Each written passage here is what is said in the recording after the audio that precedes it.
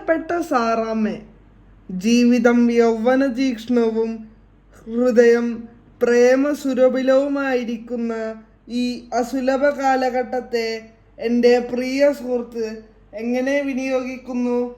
സാറാമ്മയുടെ കേശവൻ നായർ. എല്ലാവർക്കും നമസ്കാരം. മലയാളികളുടെ മനം കവർന്ന എഴുത്തുകാരൻ ശ്രീ വൈക്കം മുഹമ്മദ് ബഷീറിൻ്റെ ഓർമ്മദിനമാണ് ജൂലൈ 5. ബഷീറിൻ്റെ ചില പുസ്തകങ്ങൾ ഞാൻ വായിച്ചിട്ടുണ്ട്. ഇന്നലെ വായിച്ചു തീർത്തൊരു പുസ്തകമാണ് പ്രേമലേഖനം. സാറാമ്മയും കേശവൻ നായരും തമ്മിലുള്ള പ്രണയകഥയാണ് ഈ കഥ. വളരെ ലളിതമായ കഥ. സരസമായിട്ടാണ് അവർ തമ്മിലുള്ള സംഭാഷണങ്ങൾ അവതരിപ്പിച്ചിട്ടുള്ളത്. അതാണ് ബഷീർ മാജിക്. അടുത്തതായി ഞാൻ വായനയ്ക്കായി തിരഞ്ഞെടുത്തിരിക്കുന്നത് ബഷീറിൻ്റെ തന്നെ മാന്ത്രിക പൂച്ച എന്നൊരു പുസ്തകമാണ്.